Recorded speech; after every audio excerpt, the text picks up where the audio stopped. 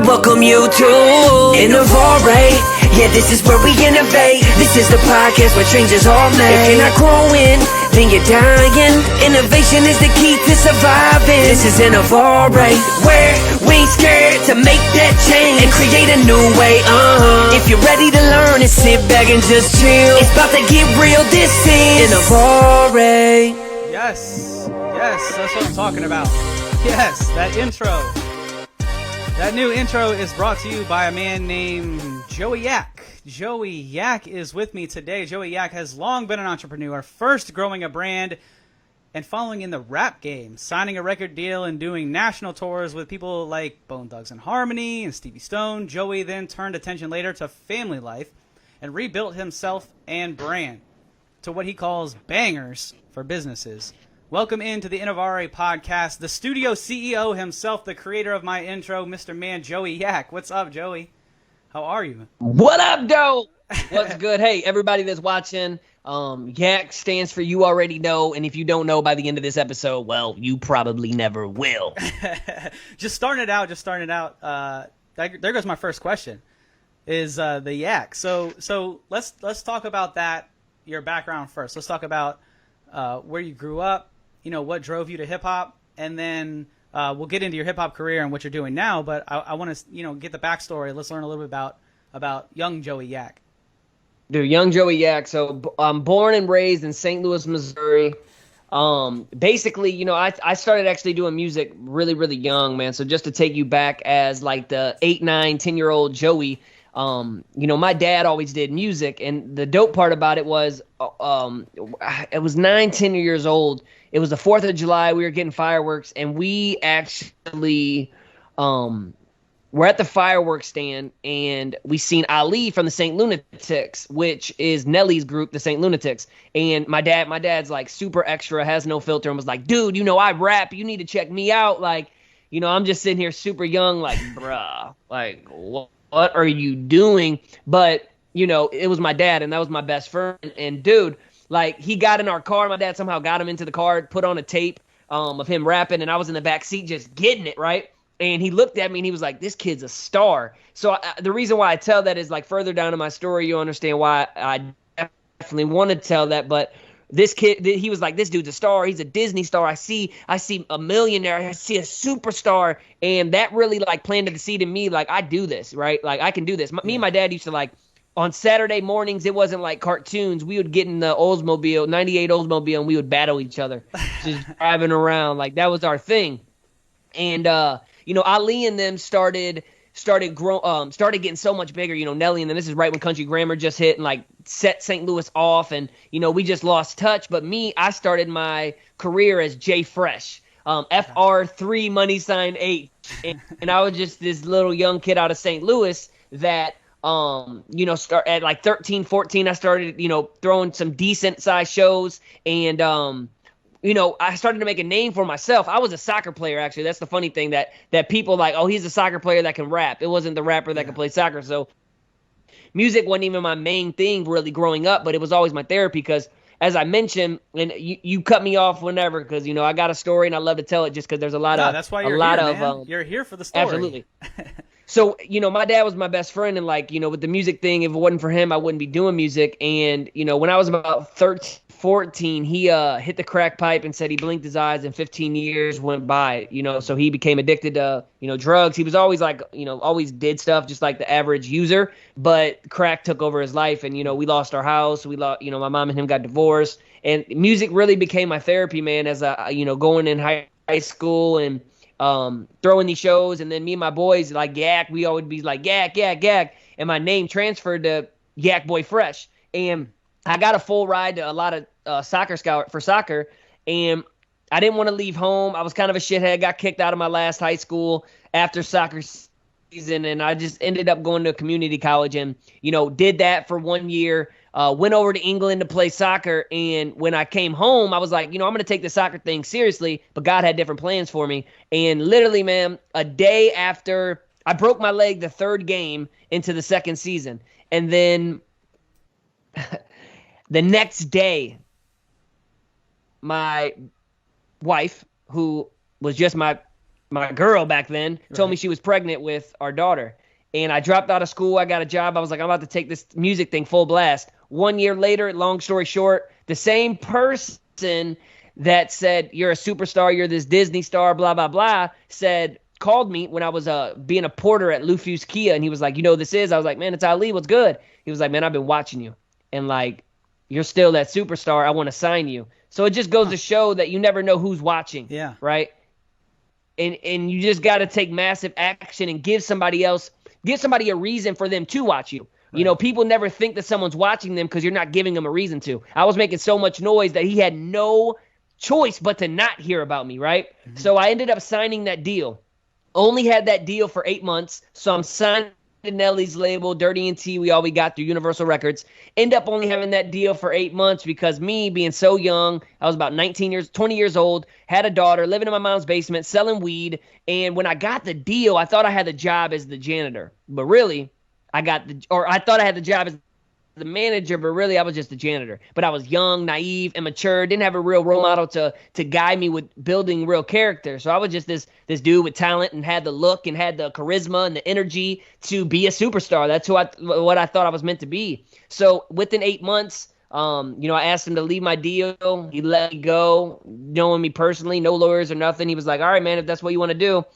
I end up getting new management and go independent, and we started just really blowing it up and telling people, hey, we want to have meetings with you. Long story short, we had a meeting with this dude named Craig. Craig knows Crazy Bone. Crazy Bone said if they can get out to L.A., I'll check them out. We flew out there within 2 days. He on our way there, I get this beat, and I'm like, damn, this beat is like, it's me, but it's big, right? So not even thinking this was going to happen, but I played one song for Crazy Bone. He looked at me, he said, I don't know why they let you out of your contract. You're a star. So I was like, bet. 4 songs later, he was like, you know what? Let's take a break and do our own song, which we have a song together called Scraping the Sky, Crazy Bone and Yak Boy Fresh. It's on YouTube. That song, which took 10 hours in the studio that day, led to a music video, which led to a nationwide tour independently. We had the tour buses wrapped and everything. And what you think would be somebody's American dream living it, which I everyone thought on the outside was really my worst nightmare. Because remember what I said, my dad left, now I'm on this tour around the world and I'm ending up in Hollywood, or not the world, the nation in USA. And I got the buses, but it was like I would wake up taking a raw and I would go to sleep drinking alcohol, and I was very lost. I had no character built, and I missed my family, man. I wasn't making no money. I was still doing stupid stuff just to pay little $250, $300 child support. It looked like I was this baller and I was broke as shit. And I was always broke while I was doing music. I had other people funding, like the travel and all that type of stuff. And we would try to sell merch to get gas for the bus. And it was a real hustle, man. Yeah. So I've always been that entrepreneur. But, man, I heard what I know is God now telling me, you're Hazelwood. Hazelwood is a small town around St. Louis, right? And he's like, you're Hazelwood, not Hollywood, go home. You're Hazelwood, not Hollywood, go home. And I was flying first class on a guilt trip because I was away from my family, away from my daughter. And I felt like my dad, kind of like how he got into drugs and, he kind of just got a new family and had a new life. And it fucked me up for a very long time. And I said, fuck this. I am Hazelwood. I'm not Hollywood. I'm about to leave all this behind and I'm about to go hold it down. I called my daughter's mom and I said, look, I know I've been a piece of shit. I know when I'm in St. Louis, we're together. When I'm gone, I'm doing me. I was living a rock star life. Yeah. But I always kept her in my pocket, right? And she was like, all right, cool. I said, meet me in Orlando. I had my boy Tommy Webb buy me and her a plane ticket. And I met her in Orlando. I said, I'm serious about this. Fly back home. I move in with her into the house that she's living in that I'm in right now.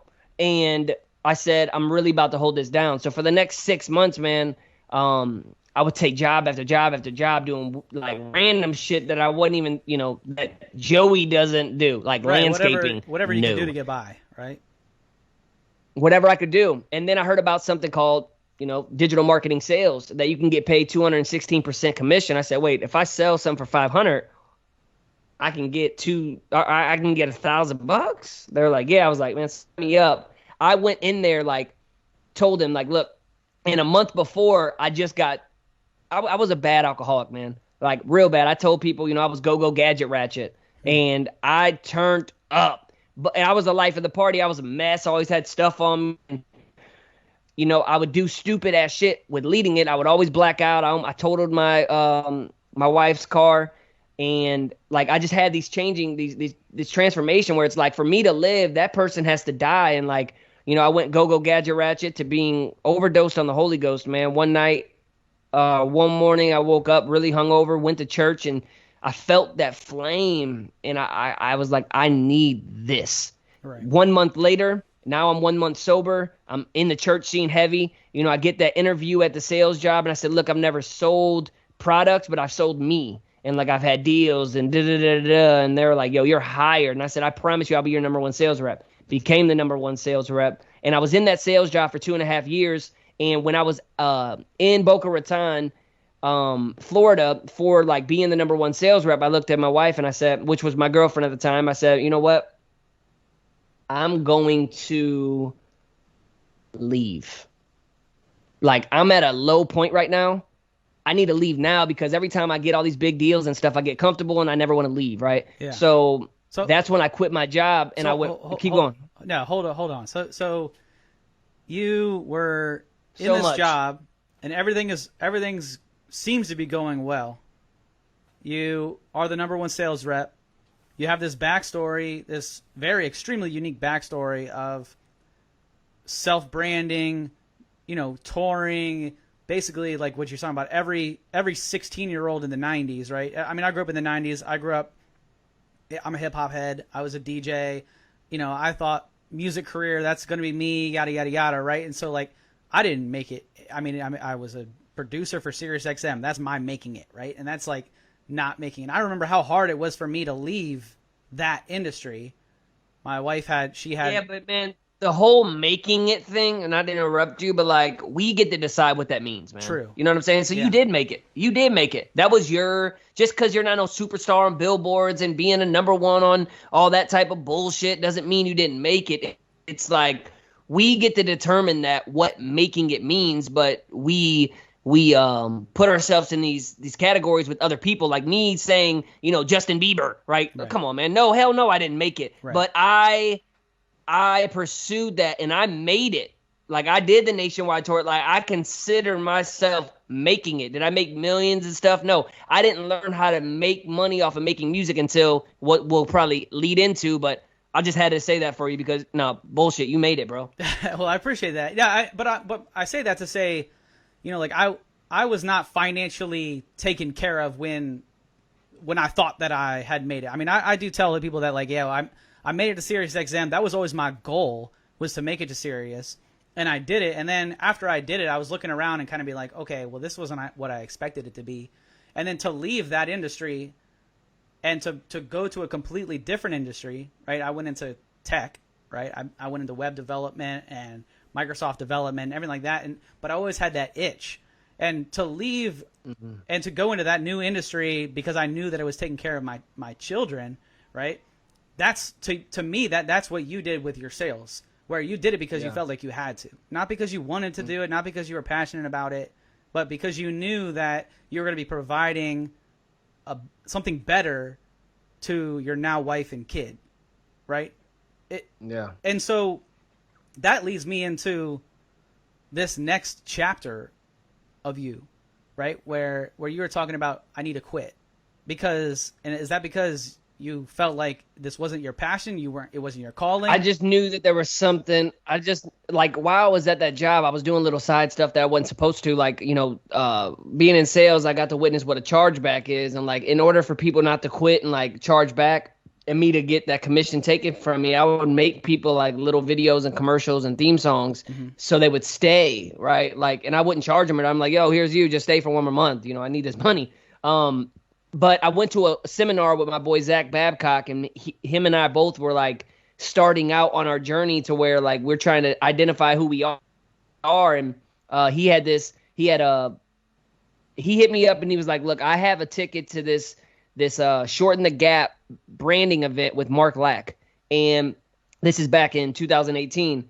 And he said, I can take one person with me, but you're so connected in LA. Can you find us a place to stay? Blah, blah, blah. I said, cool. We could sleep on my boy's or on his floor. I'll buy my plane ticket. Let's roll, right? This is my third time even meeting the dude. We're from like 15, 20 minutes, same area. And, he used to do music and we knew each other around the way, but we're both on the same journey and we just vibed and connected. Real recognizes real. You just know. And we went out to LA together and I went to this event and I seen like Billie Jean and I seen Mark and then I seen Dennis Yu and like seeing these people in the digital marketing space. And I looked at Zach, I said, I'm one of these dudes. I just don't got their money yet, and I just don't know what I'm going to do. Because when I quit my job, I thought that I was going to be running Facebook ads for artists. I was like, oh, man, I learned this Facebook ad strategy because, and I was horrible at it, because I'm going to do it for artists. That's why I was doing music, right? That's why I have this past of music. I'm real big on knowing that I'm doing – while I was at the digital marketing place, and I was just in my spiritual journey and I didn't know what God's will meant. And this dude said, just trust God's will, just trust God's will. And I said, what does that mean? He was like, you are here right now because God knows that you need to be here for some reason. And I said, okay. And then once he said that, I was like, well, that's why I did music. A lot of people do things and then there's like this breaking point and they're like, all right, on to the next thing. But like, I never thought that. I was like, he put me on this platform of like touring and, to be a part of my story and to have that experience for some reason. I don't know what it is yet, but sooner or later, I'm going to package up this past and my passion and present it as my product to my platform. And he, when I quit my job, I kept thinking like that. And then, I started running ads, but then I made an intro for Zach Babcock, and people were like, damn, that's dope. And then I made one for Brandon Hayes, and they were like, yo, I'll pay you this. And I was like, hold up. I did not spend the last 10 years, 12 years doing music because I'm running Facebook ads. I'm supposed to make theme music for entrepreneurs. That's how I'm going to be an entrepreneur. And then I said, I'm real big on I don't ask for permission, I just do it, And I started making songs for like Brad Lee, Billie Jean, Ryan Stewman, Tim Grover, Cole Hatter, Greg Reed, like these people that I know have hella money and hella influence, and I have something that sticks out. So, for example, I did one about Billie Jean as marketing and named it BG3, like super, super dope song. And I stole all his footage that he has online on YouTube. And then I had my videographer come out and film me rapping it. And I put his B-roll in there and it looked like we did it together. And I would blast his social media and just like, hey, I made a theme song for you guys, music video, check this out. They found it, they seen it, he went crazy over it, used it. And he was like, I'll pay you $500. I said, I don't want your money. What I want is you to blast this song out to your personal, crowd. Right. Did that, and then that was my launching point, and I never looked back from doing that. And I did the same. I said, okay, this works. So like I said, Bradley, Ryan Stewman, Tim Grover, I have personal connections with all these people that I know are crushing it. And Tim Grover pulled me up on stage, Brad Lee's event, and I rapped for him and then freestyled. And I mean, I have so many heavy hitters that started to say, yeah, Joey Yak is the real deal, right? Mm-hmm. And it just became Joey Yak, the studio CEO. And then in December, I met Garrett J. White, the founder of Wake Up Warrior. And it was about, being a better husband and a better father and, killing it in business. And, me being a new business owner, I was building and burning within that 8 months. And he looked at me and he was like, I don't know why, but I feel called to bring you onto my team. So in 2019, actually, I went full-blown intrapreneur. I was like, I don't have to be number one. I can be their number 4 or 5, make more money, but learn the game from real people while I'm trying to be a better husband, better father, right? So I think that's big for, if there's, people in here that want to be entrepreneurs or they're self-employed and they're doing the damn thing, highly recommend you be an intrapreneur. You don't have to be number one. At the end of 2019, he basically fired me and told me, it's time for you to spread your wings and be a king again, bro. And I said, I don't want to. Like, and I'm making this money and I was comfortable. And it was the first time that, I come from scarcity. And it was the first time me and my family kind of seen what abundance could taste like. And, back in, January 2020, I started my own thing and I haven't made, I've made more every single month by creating bangers with people and doing videos for people. And That's what I do, is create custom theme songs for entrepreneurs to create awareness and get more attention, to get in front of people by making songs. I tell people I don't make jingles, I make bangers. I don't make those cheesy, 314-761. It's something that you hear like, on the radio, or, if you're riding and you're listening to Spotify and you hear that song, you're like, damn, but it's about your business. It's my melody, your message, so I can create that emotion, because music creates emotion. Your message doesn't, and that's why it's so big, because music is the sound of a feeling, man. Yeah, and this is clearly something you're passionate about. I can tell that just by the way that you're speaking, is that you're excited. For sure. You're excited to share this message. You're excited to talk about it. This is something you're passionate about. It's part of who you are from when you were a child, right? You said it. I mean, one of the first things you said was, me and my dad used to sit in the car and just rap battle. Yeah. And what you're talking about, intrapreneurship, where you're joining and you're learning. Really, you're a student. Right, is what you are, and you have to always. You're a student getting paid. Totally, right. Sometimes you might not get paid. Right. I think the education system might go to where, like, people go like $200K in debt for school, when it's like, yo, you should go to these heavy entrepreneurs and say, hey, like, I could see people paying business owners just to like learn from them. Yes. And this is something that I really could. When people come out of college, they don't understand this. And people are doing it, courses and all stuff like that. But I mean, like, the real, like, that's what they say. No, I'm not going to get a degree. I'm going to get this experience, because I tell people, education wasn't for me. Experience was my education. I said, right. I'm gonna go, dude, because when I quit that job, one thing I didn't say is, like, I went 30, 40, 50K in debt, because when I came home from Hollywood, I got these little whack ass jobs, and I didn't want to sell weed. And like, my boy Tommy Webb owned a credit card company, and I said, look, dude, get me as much credit as you can. I'll give you a percentage of the credit cards. I don't even care. Like, I was willing to get flooded into debt, and I got like 30, 40 grand into debt, and I'm finally crawled out of it. But it got me, it would get me to, those events, to meet Ryan and Tim and Garrett and, Brad Lee. Like, when I met Brad Lee, I told him, hey, I'm going to be in Vegas on Friday. Can I pull up? He was like, yeah, damn right. I wasn't going to be in Vegas. I lied. I swiped my credit card. I got a rental card at midnight, drove to L.A. because it was cheaper to drive to L.A. to sleep on my boy's floor. Woke up, drove back to Vegas, and like just waited for him. And, he said, where you staying? I was like, well, I'm in my car right now. I'm going to drive back to L.A.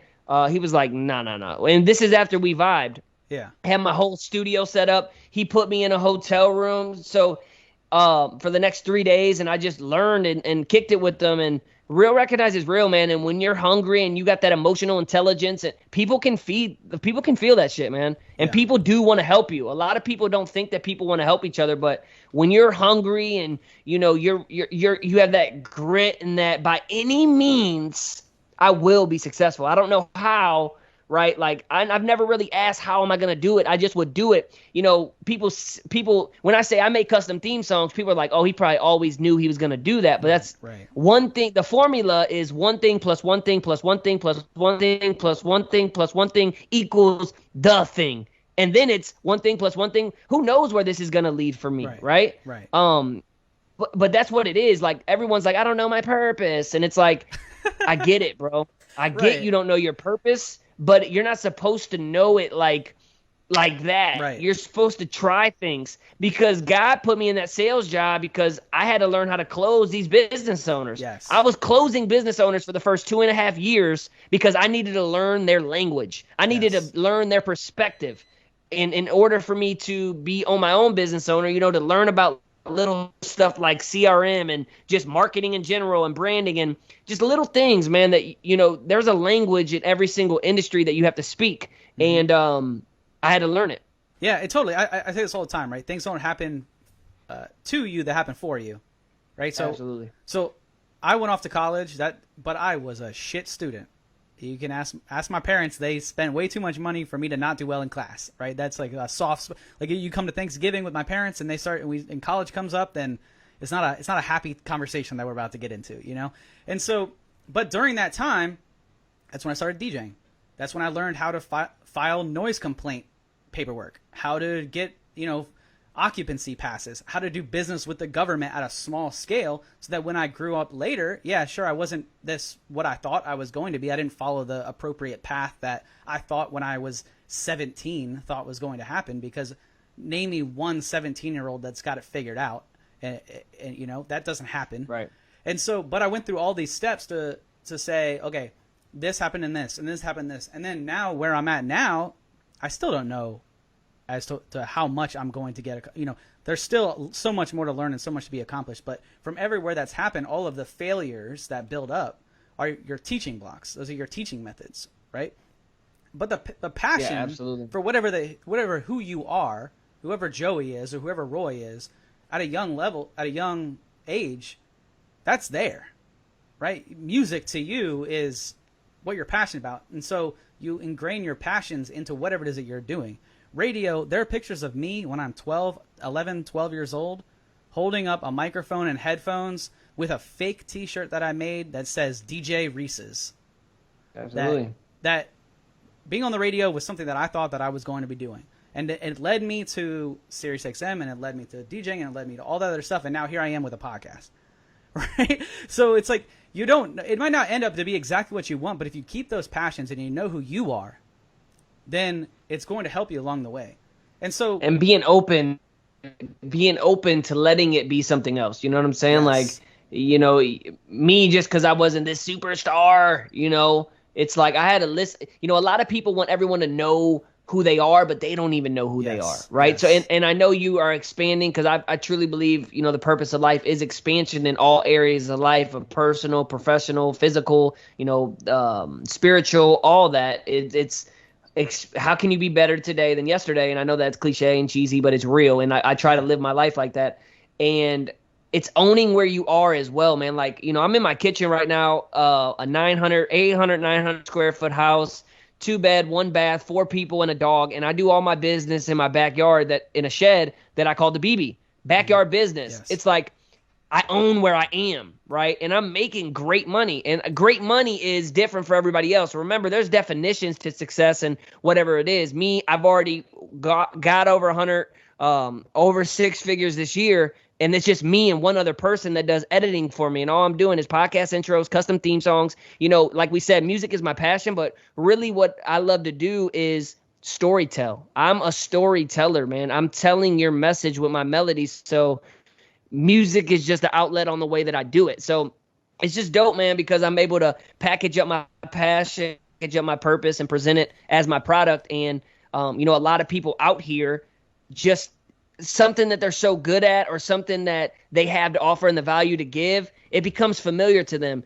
I'm not trying to get all biblical or anything, but, you know, in the Bible it says Jesus in his hometown, in his city, you know, he became familiar. You know, no one thought he was a prophet. And like when I heard that, I was like, like when I make these bangers, my wife, you know, my kids, you know, they're like, oh, that's just dad, you know, doing his thing, right? It's familiar to them. But when I made you your intro, you're like, damn, that's fantastic. Right. So the lesson here is something so fantastic soon becomes familiar. And that's why you have to have this foundation and this character and this self-awareness built up to know that what you have is fantastic. Don't let it become familiar. So there's someone watching this or someone that's going to listen to this, you know, months from now, from us recording this, they're like, damn, what I do is fantastic, but it became familiar to me. The fact that you and I are on this podcast right now, I'm looking at you, you got this dope ass setup, you have the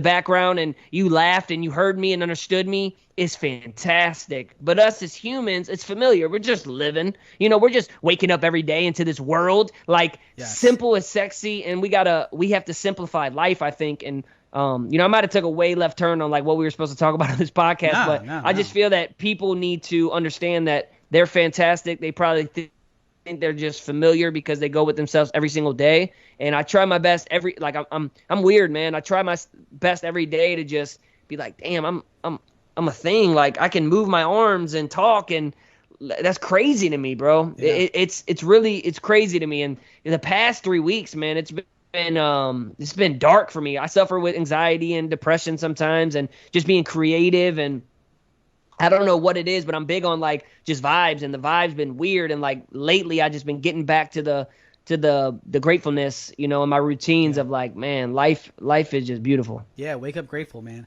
One of my favorite verses. So I'm a Christian, and if you're listening to this, you should be too. No, I'm not gonna. We won't get into that. But one of my favorite verses is Matthew 7:7, right? Which goes on with exactly what we're talking about right here, and that is, ask and it will be given to you, seek and you will find, knock and the door will be open. All of that is action, right? If you're looking for something and you're seeking for something and you go after it, right? Ask, seek, and knock, right? Knock is action. You have to think about something, you have to look for something, and you have to take action towards that something, right? That's written thousands of years ago, right? And so when you're saying, oh, well, it might be cliche to do this. Well, yeah, it's cliche because life's not really changed much. You know, like it is what it is. This is life. Like, you go get it. If you want it, you have to go get it. So I know that we're a little bit past the time, but I appreciate you coming on, man. And before we get out of here, I got one more question for you, and that's about disrupting, right? You disrupted an industry, right? And so you changed the way that people thought about intros or branding. You know, but prior to it was the jingle, right? Or it was the theme song or whatever, but you went into, and so what was it like speaking with people in the beginning to knowing that this is a new concept to say, hey, I'll create an intro and a rap song or whatever type of song it is that you want, a banger for you. And what were people like? Were they, I'm sure you got no's. I had so much, I went to the top of people. You know, I was like, I'm not going to work with people that don't got no money. I'm going to work with the people that have money, that have influence, that will show me too. So, but the thing is, I didn't hit somebody up and said, I can make you a jingle. I can make you a theme song. Right. I said, hey, I make custom theme songs for entrepreneurs like yourself. And actually, here's the one I made about you. So it's proof. Yeah. When you're disrupting an industry, you have to, like, and it might be hard for some people, but, you know, I don't even know what kind of to compare it to, but, you know, give and have nothing in return, because there's no reason why they should listen to me. And your story is your asset. So, like, I would give this to them and then say, oh, yeah, I created this video of who I am. And my video is telling them, like, you know, I went on this nationwide tour and, like, I had these record deals and I gave it all up for my family. And, like, what went from my high school sweetheart and my baby mom, now she's my wife, and I was an alcoholic and now I'm sober and I'm a man of faith. I was overdosing, or I was go gadget ratchet, and now I'm overdosed on the Holy Ghost. Like, I packaged my story up as my asset. You know, there's victory in being vulnerable as well. People buy from people. So yeah, I got talent. You hear me, you're like, damn. But after you meet me, you're like, I get them. I get it. And then now when people think of intros and stuff, they instantly come to me. But the bigger thing that I'm trying to sell people is me. You know, I'm trying to sell them me, because people buy from people, and that's in every single industry. So there's two things.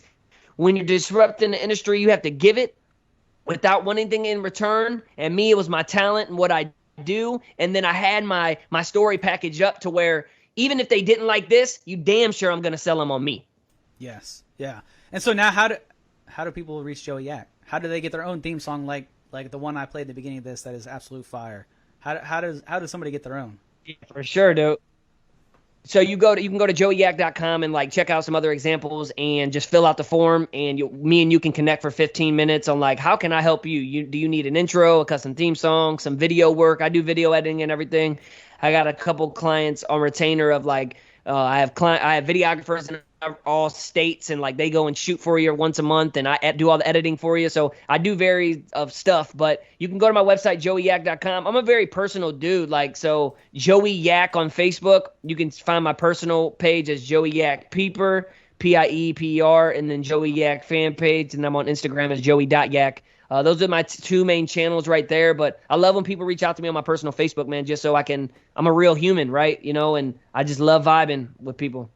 Nice. Well, I appreciate the time, man. Guys, please reach out to Joey. The dude did my intro.